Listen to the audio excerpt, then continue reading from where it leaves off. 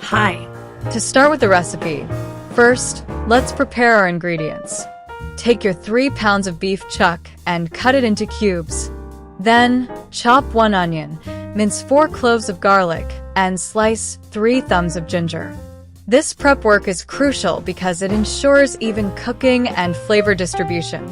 You'll know you're done when everything is roughly the same size, making it easier to cook evenly. By the way, since many of you ask about this kitchen knife set that I use after trying several, I found one that really makes a difference. I'll leave a link in the video description in case you're interested. Now, heat 5 tablespoons of cooking oil in a large pot over medium heat. Add some beef fat trimmings if you have them, and let them render down. Once the fat is sizzling, add the chopped onion, garlic, and ginger. Sauté them until the onion becomes translucent and the aroma fills your kitchen. This step is important because it builds the base flavor for our dish. Next, add the cubed beef to the pot. Brown the beef for about 5 minutes, stirring occasionally. You'll know it's ready when the beef develops a nice brown crust. This browning process is essential as it adds depth and richness to the final dish, so don't rush it. Once the beef is browned, pour in 3 quarts of water, add 3 pieces of star anise, and drop in 1 beef bouillon cube. Bring everything to a boil, then reduce the heat to a simmer.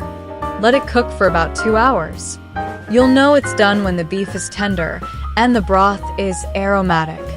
This slow cooking allows the flavors to meld beautifully. Now comes an important step: seasoning.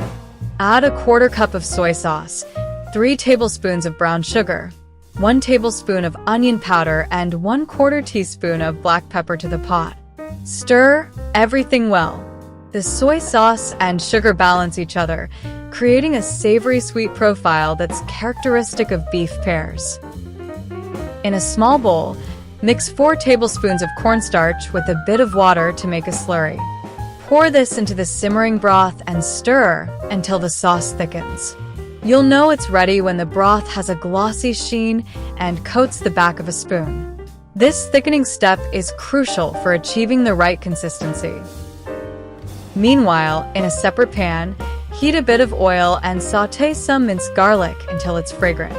Add 3½ cups of cooked white rice and a pinch of salt. Stir-fry the rice until it's well coated with the garlic oil. This garlic rice is the perfect companion to our beef pears, adding a subtle yet delicious flavor. Finally, it's time to serve.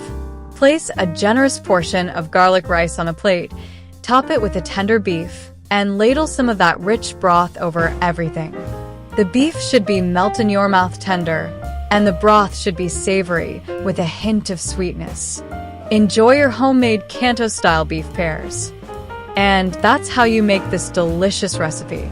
If you enjoyed it, don't forget to subscribe to the channel for more recipes like this one. Bye.